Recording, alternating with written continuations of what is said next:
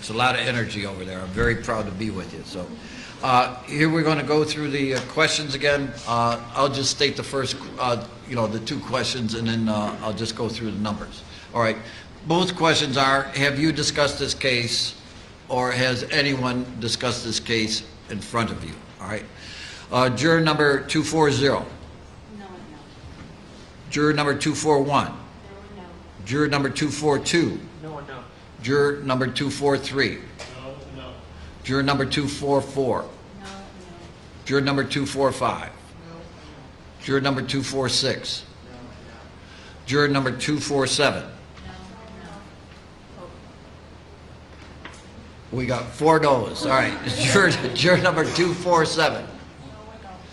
Juror number 248. Juror number 249. Juror number 250. Juror number 251. Juror number 252. Juror number 253. Juror number 254. Juror number 255.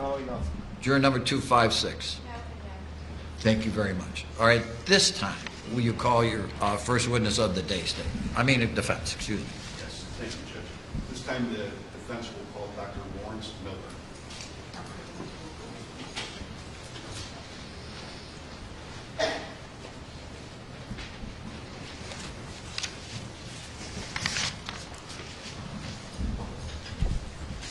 Watch your step, remain standing, face the clerk.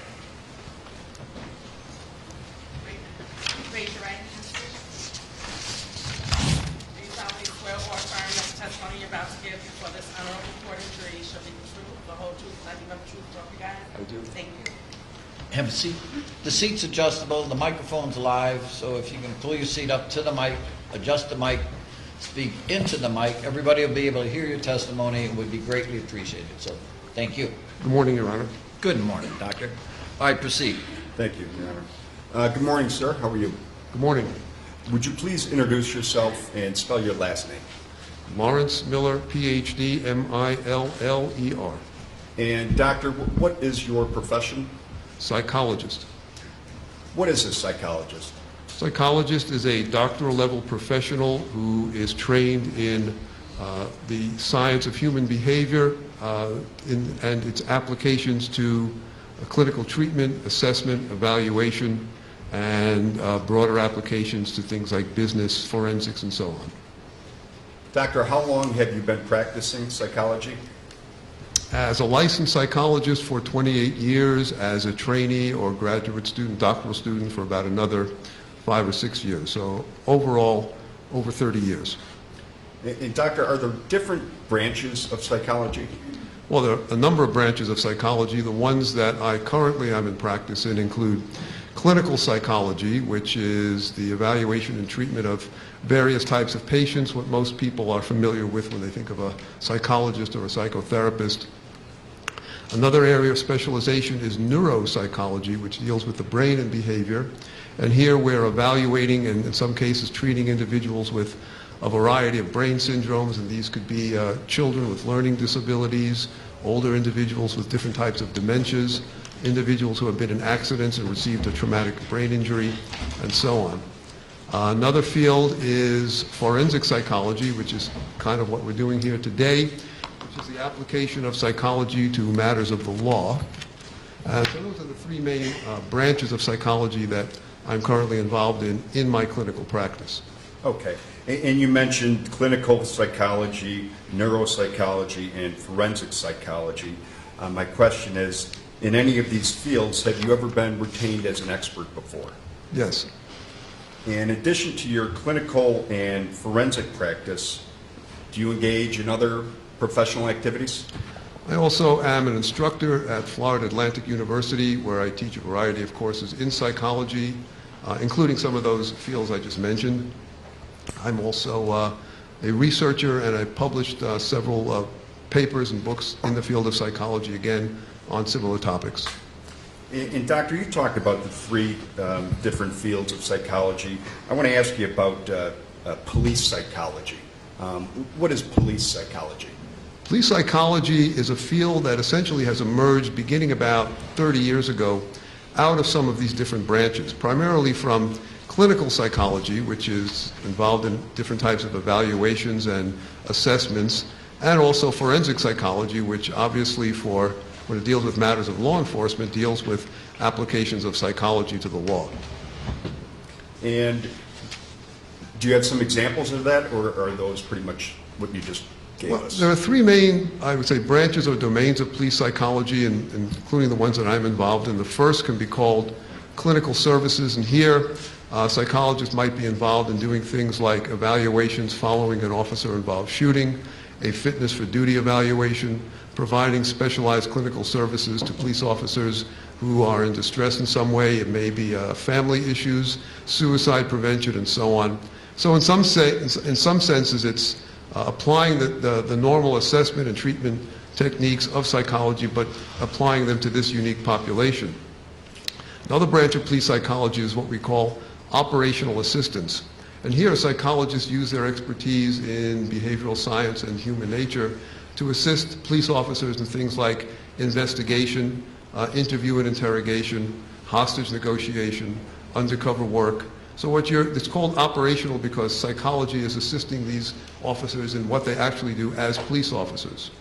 And the third main area is consultation and training, and that's another area that I'm involved in, which is training police officers and police managers in various subjects such as conflict resolution, stress management, nonviolent negotiation, and so on. So in my own practice, I'm less involved in the operational assistance part, more involved in the clinical services and the training and consultation.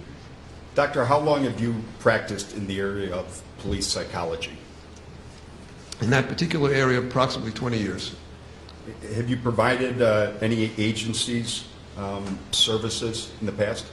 Well, consultation and training services I provide pretty much around the country on an as-needed basis, and even some of the other services that involve assessment and testimony, as obviously I'm doing here today. But the agencies that I work with most consistently are the Palm Beach County Sheriff's Office in Palm Beach County, Florida, the West Palm Beach Police Department in West Palm Beach, Florida, and more on a consultant basis with the Florida Highway Patrol, particularly Troop L. Doctor, what kind of services do you provide as a police psychologist? Well, as I just mentioned, this is evaluating officers after shootings or other what are called critical incidents. And here, the objective is when an officer has been involved in a deadly force encounter, whether or not it resulted in an actual fatality, in addition to the obvious administrative processes that an officer has to go through, when they're administratively cleared, they're typically sent to me just to do a kind of assessment to see if their mental status is intact. Essentially, it's a psychological equivalent of checking the points and plugs, making sure that these officers are not experiencing any unusual reactions, any problems with obsessive rumination, sleep loss, and so on. And typically, within a few days following an otherwise uncontested officer-involved shooting, these guys and gals are pretty much good to go. They may report some strange phenomena that took place during the shooting episode itself, or even if it's not a shooting, during some other type of encounter, and some after reactions that they had in the last couple of days. But these are phenomena that are almost universally reported by most officers who have been in this type of life and death encounter. Doctor, you talked about how you've provided services for officers that have been involved in the use of force. Have you ever conducted evaluations for officers that were accused of excessive force? Yes. Let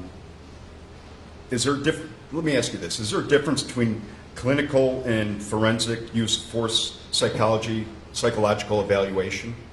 Well, in fact, there are a few officers I've had in my practice where I was not an objectively evaluating expert. I was actually a primary clinical therapist for officers who were undergoing investigation, lawsuits, legal action, and so on.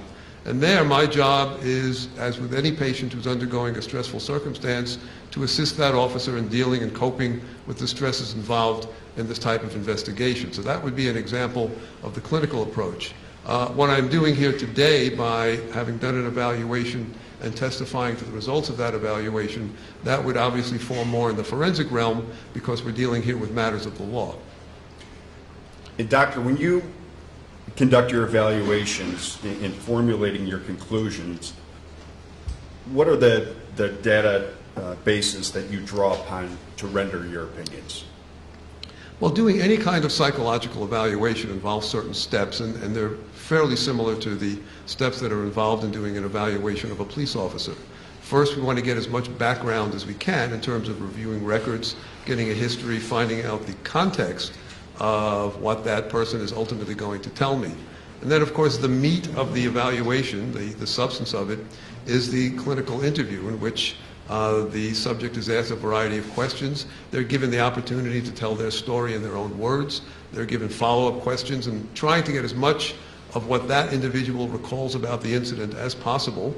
And in some cases, not in a case like this particularly, there may also be some specialized tests and measures that are utilized. But in an officer-involved shooting case like this, there really isn't any kind of psychometric test that you can give a person to assess these things. So the data points from the officer, him or herself, rely pretty much on what that officer tells us. Doctor, is there any scientific literature on the psychology of police use of force?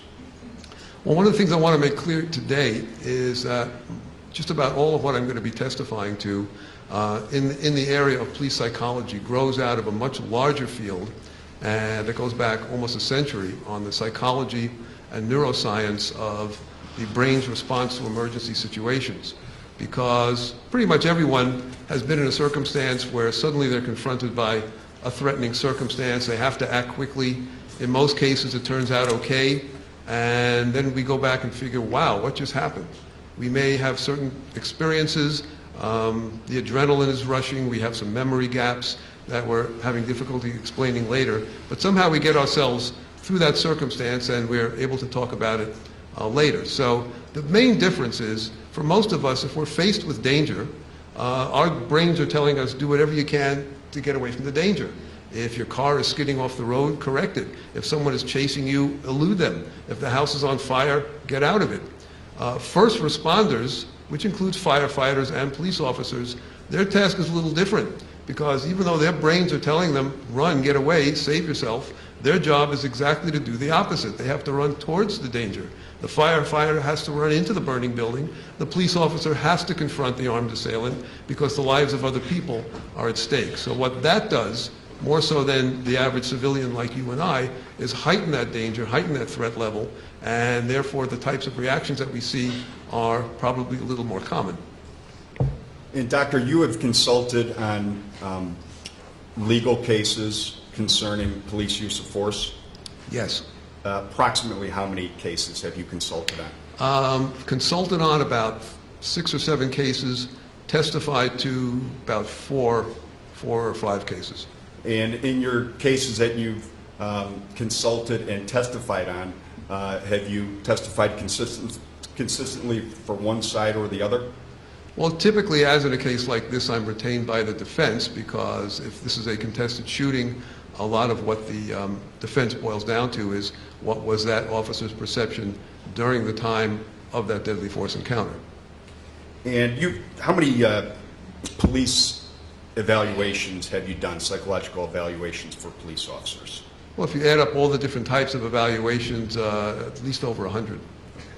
And we contacted you for an opinion in this case, correct? Yes. And my question is, have you ever been retained by a particular party and not provided the opinion that that party was looking for? Well, I don't know about not providing the opinion. There have been a couple of cases I've been consulted on where either by typically my procedure is if an attorney wants to retain me, I'll have that attorney send me a sort of summary of the case so I can familiarize myself and even see if this is a case that I want to get involved in. If it looks like something I want to get involved in, or maybe possibly, what I will do is conduct a full evaluation of that police officer, as I did in this case, and then put those findings together and discuss those findings with the attorney. And in most cases, if I've satisfied myself from the preliminary information that this might be a good case, then I will move on and take the case. But there have been at least one case where, based on just a preliminary review of records, wasn't a case that I could support based on my understanding of psychology and policing. And there have been at least one other case where I did a full evaluation and at the very end declined to testify because I couldn't support what that officer was telling me based on that attorney's theory of that case. And Doctor, that was the procedure here. We contacted you and... Oh, this is still preliminary in nature, overrule. And Doctor, that was the process here. We contacted you and you told us that... I'm sorry what he told you, all right? That's hearsay. Okay. Move on. You conducted an analysis in this case, correct? An evaluation, yes. Thank you. And have you ever been accepted as an expert in the field of psychology? Yes. Okay. And have you ever not been accepted as an expert when you have been tendered as such? No. Your Honor, at this time I would like to certify Dr. Miller as an expert. I'm sorry, rephrase, you don't certify anything. You're right. There you go. I would like to have Dr. Miller declared an expert in the area of forensic and police psychology. Thank you. State. No objection, Your Honor. Thank you. I find that Dr. Miller is qualified to testify in the area of forensic and police psychology.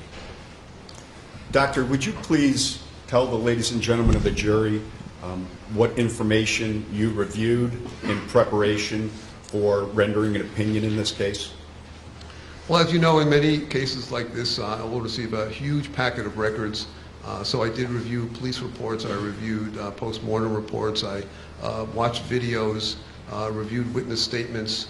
I can't recall every single piece of paper that I reviewed, but I reviewed pretty much all of the material that was sent to me by your office in preparation for this case. And Doctor, you prepared a PowerPoint regarding your analysis in this case, is that correct? Well, certain portions of it, yes. Okay. And would that PowerPoint help you explain to the ladies and gentlemen of the jury some of your methodology in conducting your evaluation? Well, not so much the methodology, because I think I've explained that just a few moments ago. But what I want the jury to understand is when we talk about the different types of perceptual and thinking. Doctor, thank you. All right, rephrase your question. The doctor said he testified about his methodology, so rephrase and ask him a question. Doctor, answer the question. Sure. All right. Regarding your methodology that you...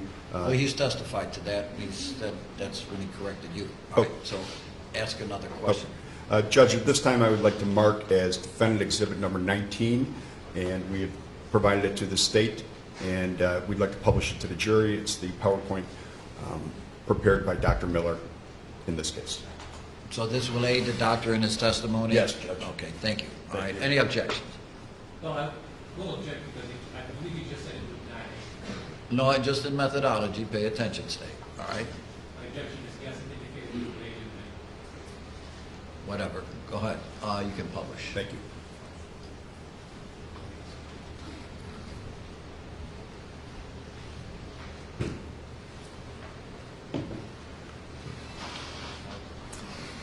Okay, Doctor, here we have the first slide. This is your heading, is that correct? That's correct. Okay. You can advance it, please. All right, so Objection, Your Honor. Sustained. Strike that. I ask that the slide be taken off the screen, Your Honor. Yes, take it off. All right, turn the lights on. All right. Mr. McCormick, Mr. Carroll, come on up here for a second. Your Honor, it- Excuse me right now with technical difficulties here. All right. Let us know when you're ready. Thanks. All right, proceed. Doctor, you see the slide that is currently on the screen right now? yes. Would you please describe what that slide depicts? Everything a person senses, thinks, does, or says is related to the interaction of brain cells or neurons in the brain. There are approximately 86 billion of these cells in your brain, each of which can have connections with up to 10,000 other neurons. So if you do the math, that's a lot of zeros. And the brain operates on time frames of a thousandth of a second. That is, every thousandth of a second, one of these neurons is sending an impulse to the next neuron in the chain, times 86 billion times 10,000 connections. And that's why when we talk about things that happen very quickly, human perception, human action, usually has a limit of about perhaps a quarter of a second. There are certain things we can do in terms of very repetitive activities. We can press a keyboard, we can pull a trigger, we can do these kinds of repetitive actions in about a quarter of a second. But the brain, in that quarter of a second, the brain has already, those neurons in the brain have already, each of them has sent at least 25 separate impulses. Can I have the next slide, please? These are just different sections of the brain we're going to come back to. The human brain has the largest area of cerebral cortex, which is basically the thinking, evaluating, and perceiving part of the brain. But the cerebral cortex, which is what makes us human, which makes intelligence possible and language possible, is built up and grows out of other structures in the brain that are responsible for taking in information and responding to it. Can I have the next slide, please? Sure, Doctor, moving on to the next slide. Can you tell us what that slide is? All right. In order to focus on anything, right now, everybody in this room is looking at these slides, and you're seeing the slide, you're hearing me speak, and that's because your attention is focused in a certain way. The system of brain structures that allows a person to focus their attention on this versus that is something called the reticular formation. If somebody were to walk into the courtroom, or if somebody were to nudge you and say something in your ear, your attention would be focused to that incoming stimulus, not to what's on the screen. So one of the things that makes us able to handle a complex situation is to quickly and flexibly be able to focus attention in one direction, then another direction, and go back and forth in a smooth, flexible way that allows us to respond to things. If something is very important, if something is dangerous, or for that matter, very pleasant, we may have our attention fixated on that. Anybody who has watched someone playing a video game on a cell phone knows that attention can be riveted to what's at hand and can block out pretty much anything in the attentional periphery. So there is, in fact, a part of your brain whose specific job it is to direct your sensation and behavior towards a particular purpose. Next slide, please. Excuse me, Doctor. Excuse me one moment. Our real-time court reporting is not working, my understanding. Michael, you available again? All right, good. All right, does it look like it's working on your machine? Yes. Outstanding. Okay, thank you. Lights? So Okay. while the reticular formation that I just mentioned tells you how to focus your attention on something, it doesn't necessarily tell you why. That is, why should you be paying attention to what I'm saying? Why should you be paying attention to the road while you're driving? Why should you be paying attention to something happening around you? And that's because the things we pay most attention to, the things we're most likely to react to, are things that are important some way. They're either important because they're particularly good and we want to do them again, or they're particularly bad and we want to avoid that. And that is due to a set of structures that we call the limbic system, two of which are most important for our purposes. That small structure in blue called the amygdala is a part of your brain that essentially allows you to evaluate the emotional meaning of any stimulus. If somebody brings you flowers and you like it, your amygdala is saying this is something good and I want to remember this for future reference. If somebody threatens you in some way, or if you taste something bad, or anything else that's aversive or threatening, the amygdala says this is something bad and we have to remember to avoid it. Well, how do you remember to avoid it? And that's due to a structure that sits right behind it, and that's the one in pink on the bottom there called the hippocampus. What the hippocampus of your brain does is it formats incoming information so that it can be stored in the brain. It doesn't store the memory per se, but essentially it converts sensation and perception into a form that you can later store. Now, what often happens is, what's typical is information that you are perceiving at any given moment, like right this moment, hasn't been stored in your brain yet. It takes several minutes for the hippocampus to do its work to consolidate that information. If something interrupts that formatting process, if something interferes with that, then even though you may have perceived something, it's not going to get into storage in the brain. Later, when you try to recall it and you say, I can't remember what happened, It may not be a problem with memory. It may not be a problem with retrieving a memory that was formed. You can't remember it because it didn't get into your brain in the first place. And again, imagine a situation you may have been in that's some kind of emergency situation where you had to take some kind of quick action. There, quote, wasn't time to think, unquote, and yet you did the right thing because here you are, and there are certain gaps in terms of what happened. You're never going to get those gaps back, or you may get back in an inconsistent way because essentially you aren't forming those memories. What happened was during that emergency, your amygdala was sending information straight to the response system. The memory formation in an emergency circumstance essentially becomes hijacked. The brain is saying, I don't really have time to decide whether I want to remember this for next time. If my car is skidding off the road in the snow, I've got to figure out how to get it back on the road. If someone is threatening me, I've got to figure out how to get out of there. And so the person may take action almost unconsciously, almost imperceptibly, but they may have poor or no recollection of some of the events, or perhaps a distorted recollection of the events following it. Okay. Next slide, please. Sure. Moving on to the next slide, Doctor. Can you please explain what the significance of that slide is to your evaluation? So we're talking about paying attention, we're talking about moving toward things, escaping from things, but of course human beings are not robots, we respond emotionally. And that tiny little structure in your brainstem called the locus ceruleus is the source of a chemical called norepinephrine, which is a chemical cousin of what we call adrenaline. So when you're in an emergency situation, just when you're trying to figure out how to save yourself, you become adrenalized. In other words, you get that flood of emotion, that fear response, that panic feeling. And this is aided by the secretion of actual adrenaline from your adrenal glands that sit atop your kidneys. So now you're in a circumstance where you're trying to focus on a threat. The part of your brain is telling you, pay attention to this, tune out everything else. Your memory system has been placed on standby, and you're flooded in an ocean of emotion trying to determine what the next step in the process is going to be. Next slide, please. Thank you, Doctor. And if you can please describe what the significance of this slide was to your evaluation.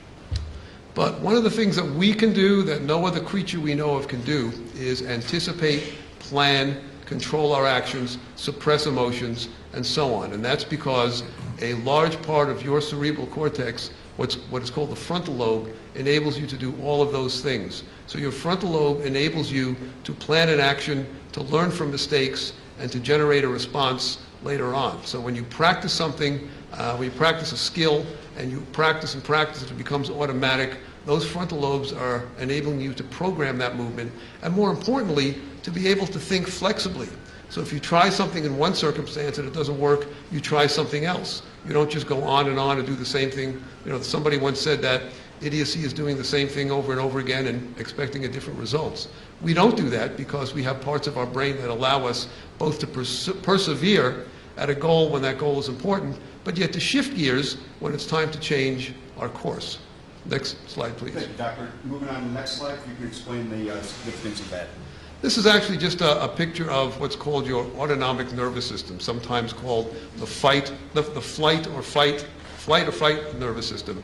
And this is something that is triggered along with that structure called the locus ceruleus. So we know that when people say, you know, I was aroused by a threatening circumstance, the reason you feel that with your body is because of all the things the autonomic nervous system does, like dilate your pupils, cause you to sweat, cause you to breathe faster, your heart rate to go up, your blood pressure to go up. These are all physiological functions associated with a threatening circumstance that if you're going to take some degree of adaptive action, you're going to have to try to overcome, utilizing, again, some of those frontal lobe mechanisms that we just mentioned. Now, bear in mind, it's taking me a long time to describe this, but this is something that's going on in your brain on a millisecond to millisecond basis. Next slide, please.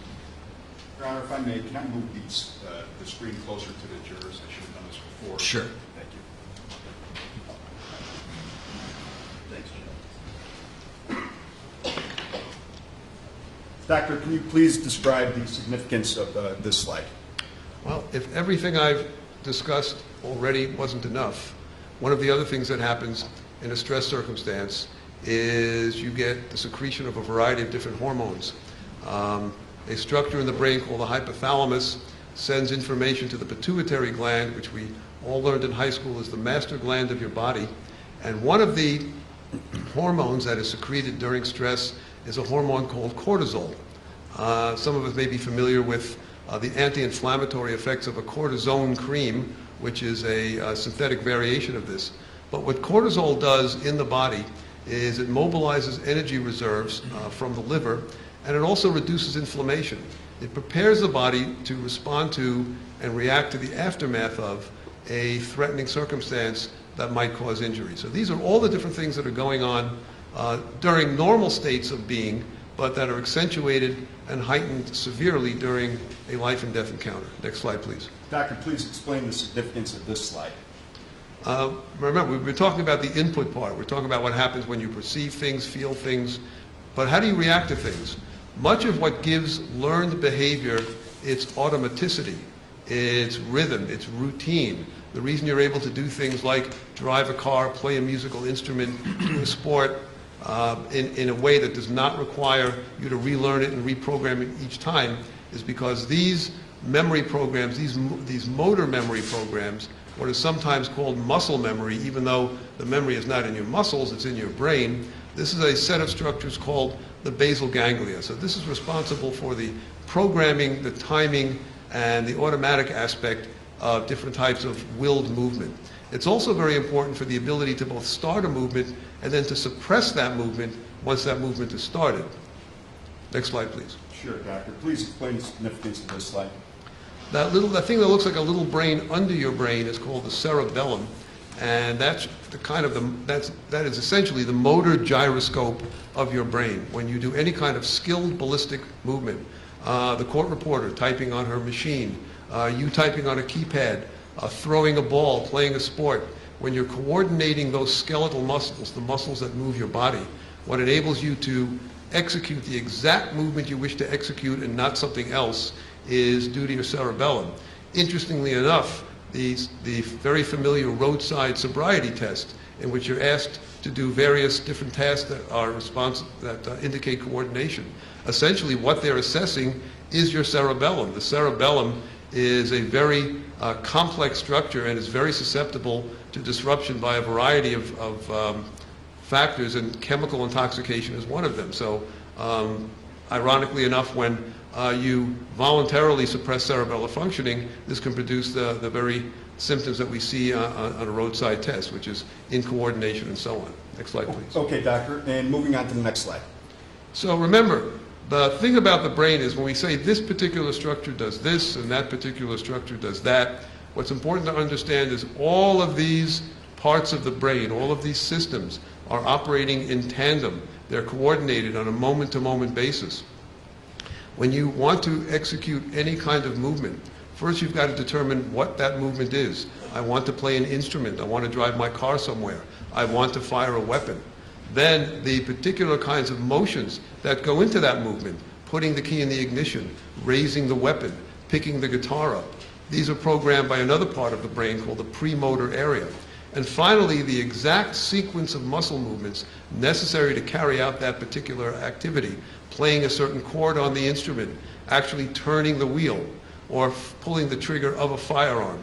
These are programmed by the primary motor cortex that's illustrated in pink, all the while being reinforced and influenced by those cerebellum and basal ganglia structures in a kind of loop feedback way to make what seems like simple behavior actually a very complex process that you don't really see the complexity of until something disrupts it in some way. Next slide, please. Okay, Doctor, we've talked a lot about the various parts of the brain and the significance of each parts of those brain.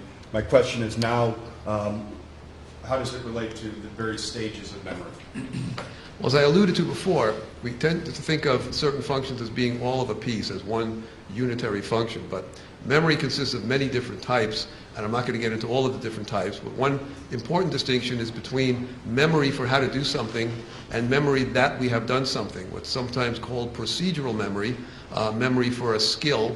You know, we sometimes say that you can never forget how to ride a bike. That's because that's an example of that motor memory that you learned as a child, and decades can go by and you get back on that bike and with a few minutes practice you're doing it again. That has been stamped into your brain largely through the basal ganglia system, and you may not remember exactly when you first learned to ride a bike. So memory for events, memory for things that happened to you, like what happened when you learned to ride a bike, or what happened in a deadly force encounter. These sometimes may not correspond to actually taking the necessary steps involved in that particular encounter. So memory first has to have an input part, and we mentioned that.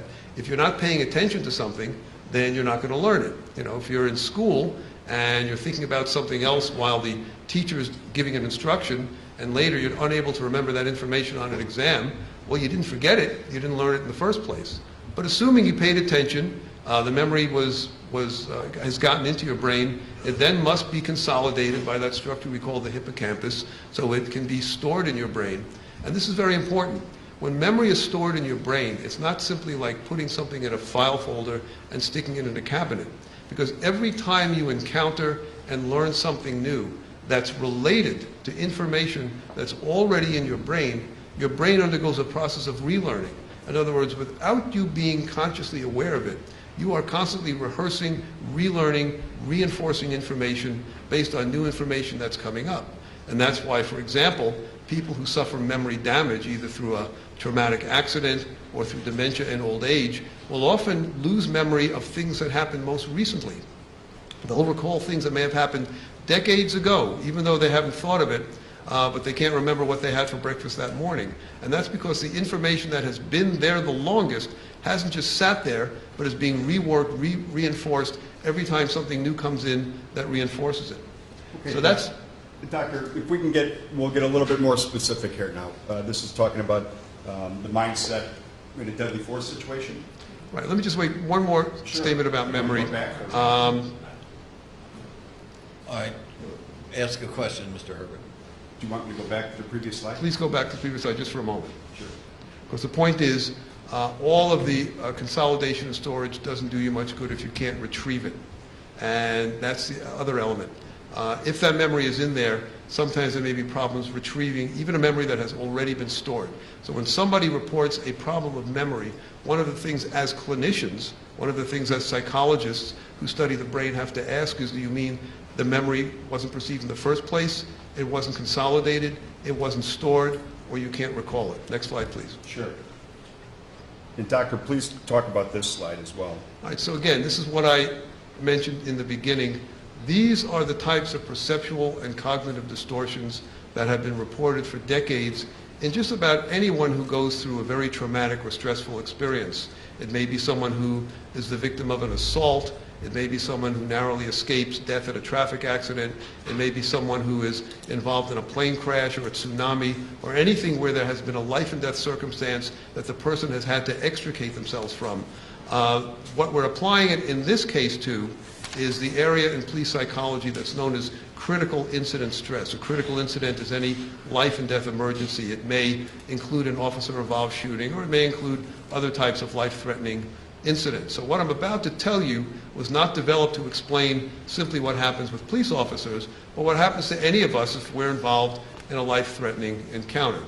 And this has been studied in general in emergency psychology for decades. It's been studied more specifically in individuals who are first responders like police officers. So where does this data come from? It comes from observations and reports of police officers who have been in officer-involved shootings and other deadly force encounters, who in the course of their clinical interviews have mentioned these phenomena. Now, in the vast majority of these cases, these are uncontested use of force incidents. It's not that they're being questioned or doubted in any action they took. These are typically officers that we will evaluate and others of my colleagues have evaluated in the course of a routine critical incident follow-up. And in fact, many of these phenomena are reported reluctantly because they seem strange to the person who's experienced them, and officers often wonder if there's something wrong with them. But because they are reported so commonly, not every officer, but many of them, so commonly, and they do have a certain consistency, you get the same types of reports, people have begun to study this systematically. So there are a variety of researchers around the country, William Lewinsky, Alexis Artwall, who have studied this and published studies on these types of phenomena. So my data points, for what I'm about to testify to, come from a review of the literature, the peer-reviewed literature on the psychology of deadly force encounters, and also from my own experience in finding the same types of phenomena in many of the officers that I, myself, and my colleagues have evaluated. And what we've found is you get a variety of sort of universal experiences that happen. Not every police officer or other first responder is going to show all of these, but many of them will show at least a few. And the first is distortions in time perception. And once again, if you've ever been in a fraught circumstance yourself, see if this is something that may have happened in an emergency you've been in. A lot of times the report will be that things seem to have taken a lot shorter than they actually were, what's called time compression. It seemed like it was over in a couple of seconds, but really it took 15 minutes. In a smaller number of cases, this can go in the other direction. An officer may report that things seemed to take longer than they actually took. It took 15 minutes, but it seemed like an hour. But again, what's happening here is that the memory for exactly what is taking place is not exactly what is the brain's priority at that point. These phenomena all are accounted for by the fact that in an emergency situation, it's something's bad, you got to do something, you've got to escape, but wait, you can't just escape, you have to neutralize the threat because that's your job. And that's essentially what explains what we're seeing on the slide. Okay. Next slide? Well, we're still on this slide. Visual hyperfocus or tunnel vision. Now, tunnel vision is not something that happens just in emergency circumstances. In a sense, you're having tunnel vision in this courtroom because you're paying attention to my words and the images on your screen. You're not thinking about what the person next to you is wearing or the sound of the air conditioning until I point it out. But in an emergency situation, this becomes much more accentuated. You've got to focus in on exactly what that threat is. It's not uncommon for crime victims, for example, to report that they can't remember what their assailant looked like because they were too busy looking at the weapon. And so police officers will often experience this as well. They're focused in on the suspect. Things may have been going on in the periphery. People may have been talking to them. Things may have been happening. Cars are showing up, people in the periphery, and they will not recall that. Again, not because their memory is impaired. They weren't paying attention to that in the first place. Their brain was screaming, address the deadly threat. It doesn't really matter what these people on the side of you are saying, doing, or shouting. All right, Doctor, how about any effects that it would have on auditory skills? A very common phenomenon that, again, these are often baffling to the very people that are reporting them. They'll say, I do recall firing my weapon, but the gunshots seemed like pops. They seemed like faint. What the brain is actually doing is it's shutting out any type of, there are actually, without getting into details, there are actually neural mechanisms that can attenuate, that they can lessen the actual sound of something that you're hearing. And again, we've all had circumstances where you're focused on something and somebody shouts something and you literally don't hear them until your attention is turned to what they're actually saying. So auditory exclusion, we can call tunnel hearing. And again, sometimes you get the opposite. Sometimes sounds will seem even louder than they're objectively judged to be. And you can get combinations of these reactions. So individuals will sometimes report that sounds may have been louder. They may have been focused in on things. They generally tend to go in the same direction. So someone who's going to report tunnel vision is probably going to report tunnel hearing. But you can get any combination of these. Most officers will report a few of them. Some report none at all. And a few of them will report a great number. And Doctor, how about the effect that deadly force has on cognitive and emotional distortions? A report that I hear fairly common, and it's reported by my colleagues, is it's kind of like I went on automatic. It's kind of like I could see my gun hand sort of float up and draw down on the guy, and it's like my gun hand knew what to do. Now, of course, the hand didn't know what to do. What that officer is referencing is the fact that the motor memory was kicking in. It wasn't relying on his frontal cortex to sit there and make a decision on what to do because there wasn't that luxury of time. And so it seems like, and you know, if you've ever been in a marathon or done something or had an exciting event and jogging or doing a performance on stage, and almost as if your body takes over and knows what to do, that's a kind of dissociative experience. It's not dissociative in the sense of pathological or hallucinatory, but it's almost like your body knows what to do without you having to consciously program it. And in a sense, you kind of want to be able to do that. You don't want to have to think in an emergency situation, what do I do next? You want your body to respond automatically so you can use your brain power for any kind of new or novel circumstance that comes up. Much less commonly, officers will report that for a moment they froze or they felt a feeling of helplessness. But another expert in police psychology, Dr. Artwall, has found out that when she interviews subjects who report this, it's not like they necessarily froze out of fear, but officers will often hesitate before using deadly force. Often deadly force is the last resort. It's not the default mode. And many officers will report that they withheld fire for a moment because they wanted to make sure that the threat was really a deadly threat. And so in their parlance, it's kind of like, I don't know why I froze, Doc, but they didn't freeze out of fear. They stopped the response because they did not want to fire unless they really felt there was something to fire at. Memory impairment, I think we've discussed. Memories can be misremembered. They could be memory gaps. The reason for that is when you remember something, it's not like rewinding a videotape. Any kind of memory that you have is reconstructive. You're essentially pulling together the memory from the pieces that you remember. And for most purposes, and for most of us, that memory is accurate. But we've all had circumstances where we think we remember something one way, and then somebody points out a discrepancy, and we kind of chuckle because it was this name and not that name, or this person said this and it was not that person who said this. But the overall gist of the memory is intact. You know, some of the details may be different. I may have been standing on this side of the room versus that side of the room, and that's where that difference between procedural memory, memory for a skill, and episodic memory, memory for exactly what took place, can become dissociated. So it's not uncommon for people in both normal circumstances and emergency circumstances to misremember certain details, even if they retain the overall gist of what that event was. Next slide, please. Doctor, tell us about the significance of this slide. All right, I mean, these are some studies that have been done, and I don't want to get into tremendous detail, but some of this has been studied experimentally.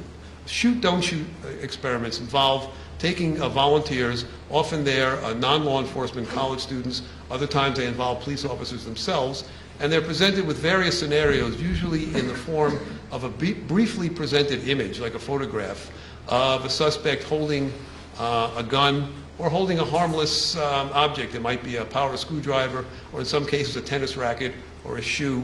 And what we find is, depending on the duration of exposure, those who elect to shoot, usually by pressing a button or not pressing it, or in some experiments by holding an actual facsimile of a gun.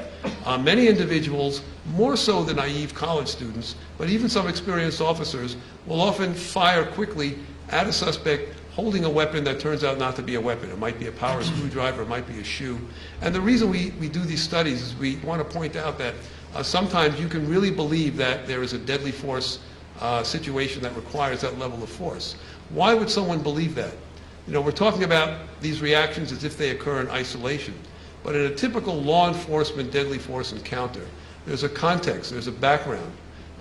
If, for example, there's been information that you have a suspect that appears particularly dangerous, if they're not behaving the way a suspect would ordinarily behave. You know, most police officers know that if you draw a weapon on someone and tell them to freeze or get on the ground or drop the weapon, a person is not stupid, they don't want to be killed, they're probably going to obey.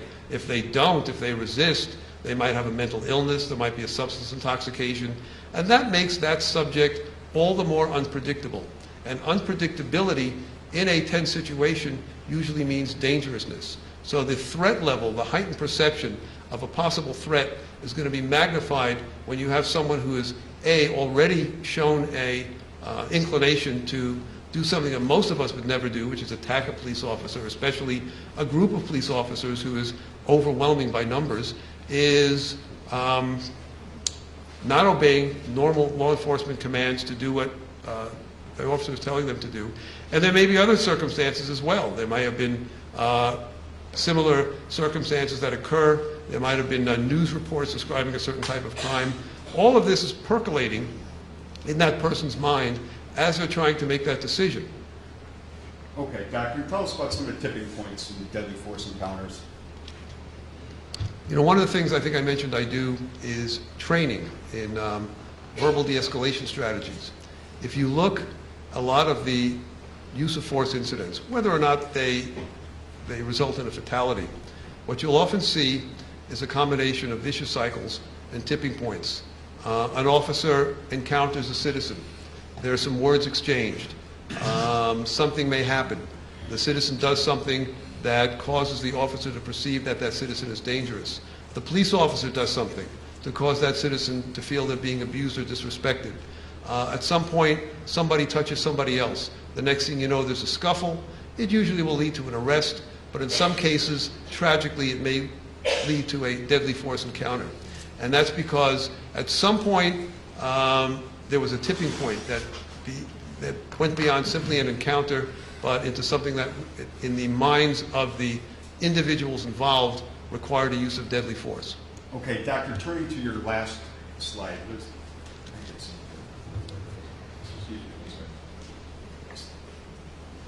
Okay, Doctor, turning to your last slide, please describe the significance of that. Well, this sort of summarizes what we do in what's called a critical incident follow-up. Several days following an officer-involved shooting, after they've been administratively cleared, which is the overwhelming majority of cases, then, I mean, not all departments do this. This is actually a recommendation of the International Association of Chiefs of Police, that all departments have this measure, but not every department does. They're sent to a psychologist just to basically see if they're mentally able to return to duty. It's because most people, you know, if you watch TV and movies, you assume that police officers fire their weapons and then they just walk away as if nothing happened. But firing a weapon, and especially if it does result in the fatality of a citizen, is a fairly profound event. You know, most people, police officer or even soldiers for that matter, they don't necessarily enjoy taking a human life, and they may have a psychological reaction to it. And these usually occur in the first 24 to 72 hours. Right after the event happens, there's going to be what they refer to as an adrenaline dump, which is really a state of physiological hyperarousal. That autonomic nervous system we talked about, that adrenaline we talked about, remains on overdrive for several hours. Once again, not just police officers. If you've been involved in a near-fatal car crash, if you've been involved in any kind of emergency, your nervous system doesn't just go back to baseline the moment the emergency is over. But after about several hours or a day or so, this typically abates. But that doesn't mean that their mind is turned off. Typically, sleep is impaired. There's obsessive rumination. They can't stop thinking about the event. Essentially, what they're doing when they describe it to me is kind of chewing it over and over and over in their brain. And what they're usually asking themselves is, what could have gone differently? Many police officers will obsessively second-guess themselves. What were the vicious cycles that led to this? What was the tipping point that might have been avoided? And the other thing they're trying to do in many cases is actually recall some of that information that was lost because they weren't processing it in the first place. And you know, one of the things that we try to do in these evaluations is actually educate officers to the point that what they're experiencing represents a normal abnormality, that these are the kinds of perceptual and thinking disturbances that occur in any kind of emergency circumstance. So there's nothing bizarre or weak or unusual about them going through some of them. They'll often come home from a call and, you know, realizing how a person's life can change in a fraction of a second, there'll be an increased concern for their family. A lot of the cops will come home and say, you know, I went over and I kissed my kids and they basically chased me out of their room, but I had to do it because I knew that bad things could happen to people. A lot of times they don't want to talk about it. Well-meaningly, family members or friends will say, do you want to say what happened? And their kind of attitude is, well, I just lived through it, give me a couple of days and let me just sort of work it off. And again, a lot depends on, a lot of the officer's eventual adjustment and reaction to a shooting depends on the action of others. If it's been administratively cleared, if it's not been a contested shooting, typically the officer returns to work within a week or so. If there's been a complication, it's been a particularly difficult shooting situation, there has been some administrative internal investigation, there is a lot of public outcry, there is legal action or internal investigations, and of course the adjustment process is going to be much more prolonged. Okay, Doctor, thank you.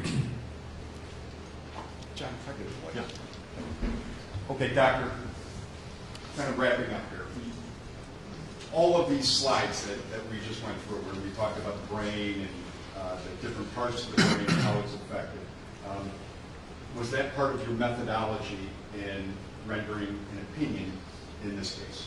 Well, I drew upon that body of knowledge in rendering my opinion, yes. And you also testified that you read reports from this incident, correct?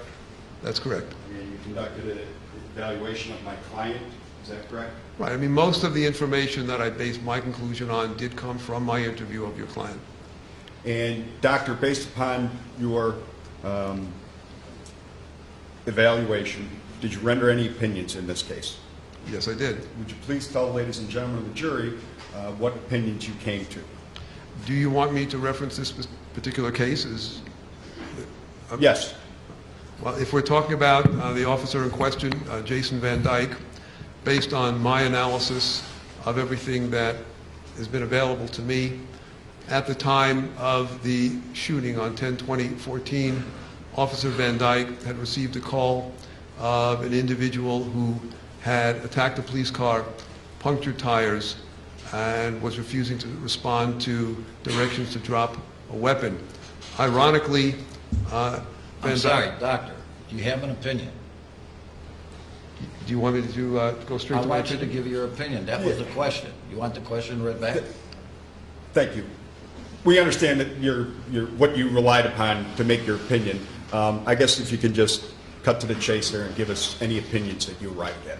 My opinion is that on 10/20/14, Officer Jason Van Dyke responded to what he perceived was a deadly threat and responded in a way that, based on his training, was designed to neutralize that threat as he understood it. And would your opinion be that his response was based upon a reasonable officer's response in the same situation? A reasonable officer faced with the perceptual reality of what that officer, of what Officer Van Dyke was experiencing, the answer would be yes. Okay.